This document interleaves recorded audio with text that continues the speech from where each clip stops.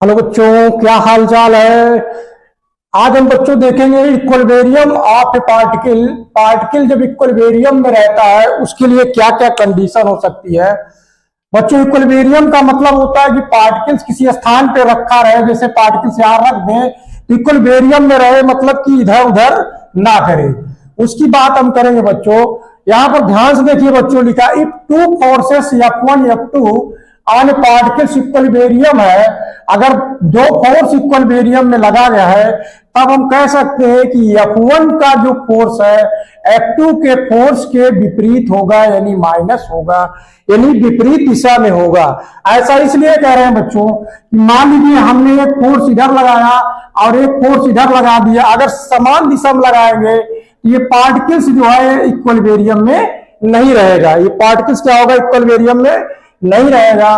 तो बच्चों यहां पर ध्यान हम क्या देंगे, इक्विलिब्रियम प्राप्त करने के लिए दोनों फोर्स तो मैग्नीट्यूड सेम रहेगा, बट इसका डायरेक्शन हमको उल्टा लगाना पड़ेगा। तो इस तरह हम समझेंगे कि two forces F1 F2 on particle अगर इक्विलिब्रियम हमको प्राप्त करना है तो मैग्नीट्यूड सेम होने चाहिए, बट डायरेक्शन इसकी अपोजिट होनी चाहिए। डायरेक्शन क्या होनी चाहिए, इसकी अपोजिट होनी चाहिए।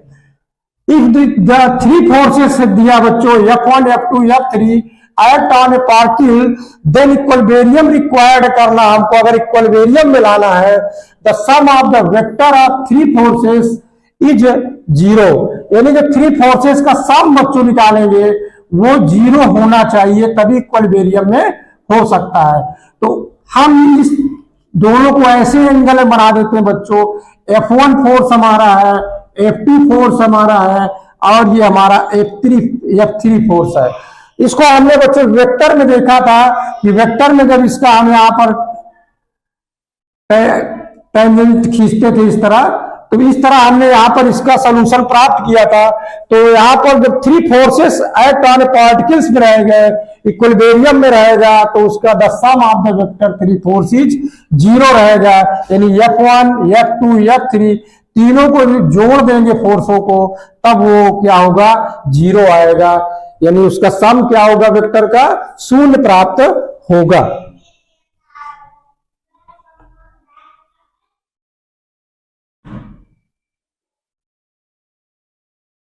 बच्चों इसमें देखिए कंकरेंट फोर्स जो है हमारा, force acting together on body at the same point are called concurrent force. Body पर जो फोर्स लगेगा टुगेदर साथ साथ एट द सेम पॉइंट पे होना चाहिए। इसी कंडीशन क्या बच्चों, सेम पॉइंट पे होना चाहिए, are called concurrent current.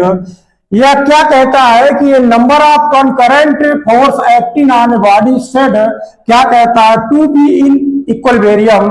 Equilibrium में रहेंगे। कैसे रहेंगे बच्चों, इक्विलिब्रियम में रहेंगे। ये कंकरेंट फोर्स जो कैन बी रिप्रेजेंटेड हम कर सकते हैं completely by the side of the close polygon taken in the same order. मतलब पॉलीगन अगर हम बात करें बच्चों, तो इस तरह अगर हम कोई पॉलीगन बनाए तो n बहुभुज का बनाए और वो एक क्लोज लूप बन जाए, एक क्लोज लूप बन जाएगा, तब उसका जो आएगा मैथमेटिकली हम क्या कह सकते हैं, मैथमेटिकली हम बच्चों उसको कह सकते हैं, मैथमेटिकली में क्या कह सकते हैं कि फोर्स जो हमारा रहेगा F1 F2 F3 dash dash Fn equal to zero रहेगा अगर इक्विलिब्रियम में है तब। यानी इस तरह पॉलीगन की बात करेंगे, अगर सेम ऑर्डर में ऐसे बना है, सब सेम ऑर्डर में सब बना हुआ बच्चों, तब हम कहेंगे कि उसका जो है सबका योग जो है जीरो होगा।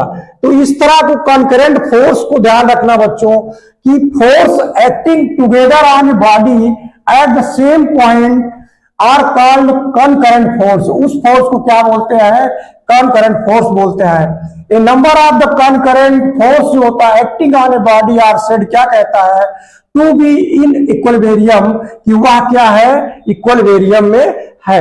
कंकरेंट फोर्स से हम लोग क्या रिप्रेजेंट करेंगे, किसी पॉलीगन अगर है क्लोज लूप में है, अगर वो क्लोज लूप में है तब हम कहेंगे कि सारे फोर्सेस का यो सम करेंगे, ऑल फोर्सेस सम जो होगा वो शून्य हो जाएगा। इस तरह बच्चों हम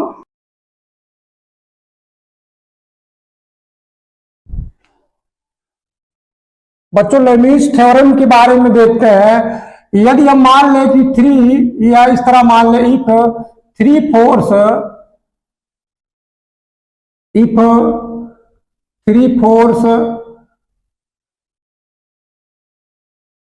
act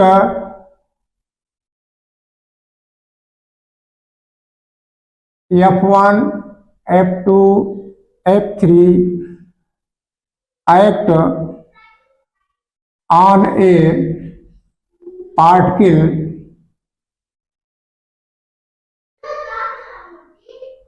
particles in equilibrium position, in an equilibrium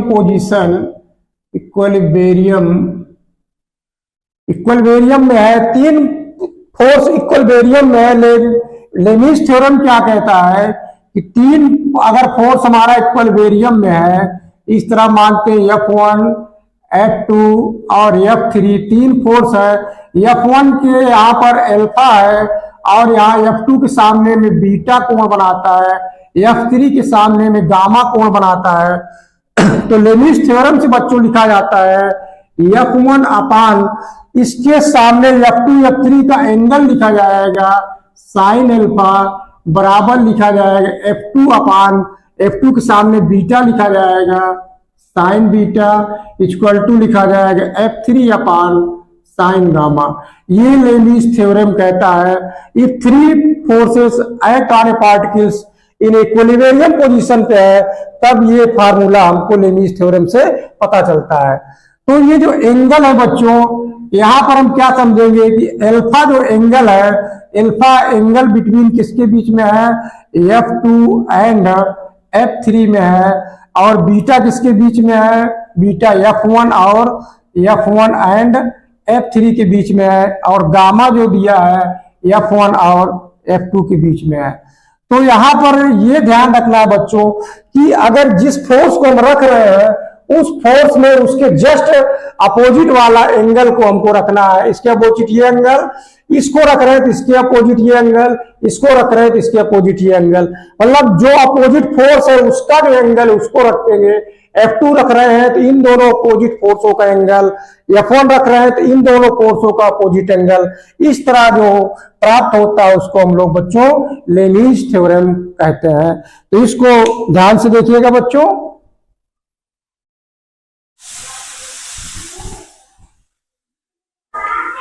इसमें देखते हैं बच्चों, फ्रिक्शन में देखेंगे बच्चों, it is opposing force that is set up between the surface of contact. जो फ्रिक्शन होता है बच्चों फोर्स, वो सरफेस और जो दोनों के कांटेक्ट के बीच में रहता है, वही कहलाता है हमारा फ्रिक्शन फोर्स कहलाता है। अगर हम इस पार्टिकल को इधर खींच रहे हैं तो फ्रिक्शन फोर्स हमारा इधर कार्य करेगा, मतलब इधर लाने का प्रयास करता है, और हम एक्सटर्नल फोर्स इधर खींच रहे हैं तो यानी फ्रिक्शन हमारा क्या होगा, अपोजिंग द फोर्स है। जो हम फोर्स लगा रहे हैं उस फोर्स का अपोज करता है, विरोध करता है। इस सेटअप बिटवीन कहां सेटअप रहता है, सरफेस ऑफ द कांटेक्ट, जिस सरफेस के कांटेक्ट में रहता है वहीं पर ये अपोज करता है।